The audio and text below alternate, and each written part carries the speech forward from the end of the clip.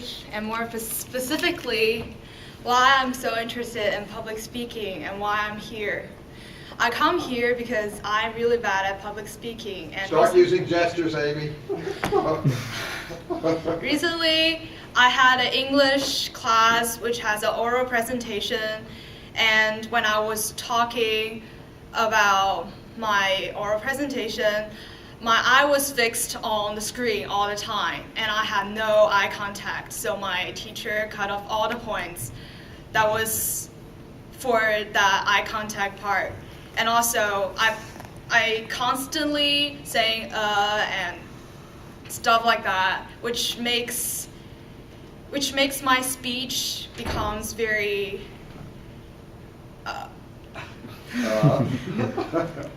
very not consistent.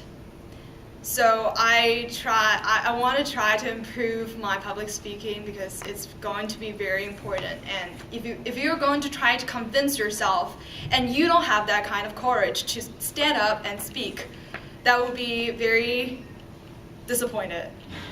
Thank you. You want to stay up?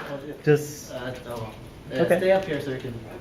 So you can get comfortable. Yes. With people. All right. So your eye contact was definitely better than what you described. You looked out at the audience, and a good trick for that is to divide the audience into thirds. So if you focus on this third, talk to them for a little bit.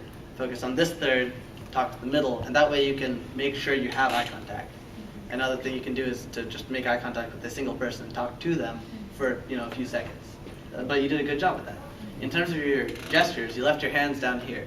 So next time, and you did this when Miller told you to, but just leave your hands here, and then he started doing little gestures. So there are 4 kinds of gestures. There's subtle and dramatic, inside and outside the frame of your body, and then there's one-handed and two-handed. So that's a lot to learn up front. Point being, you can do a lot with your hands, so use them next time. Well, good job.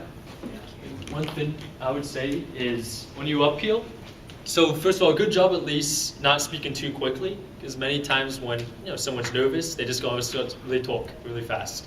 It's a good job speaking slowly. And your enunciation, I would say, was pretty solid. But one thing I noticed from back there was you kind of did a little bit of a rock. Did you notice that too, Miller? A little bit. A little bit.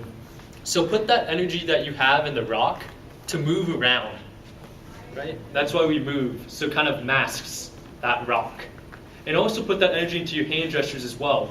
As what Trey said, bring them uphill, you're gonna rock, move around, move those hands, put the energy in the hands, and yeah, that's what I'd add. Thank you. And as far as verbal distractions, you can start the only time I heard you say and were when you were saying about yourself saying and in the past. I didn't really hear that many verbal distractions. And this isn't really my category, but I love the way you started speaking when you were over here, just like Miller did. It caught my attention. I heard a noise coming from over here, and you had me right from the start. So, good job on that. Definitely a good projection of volume and tone. Even if you may have had some trouble in the middle of your speech, that was still very good, kept my attention. Yes. Thank you.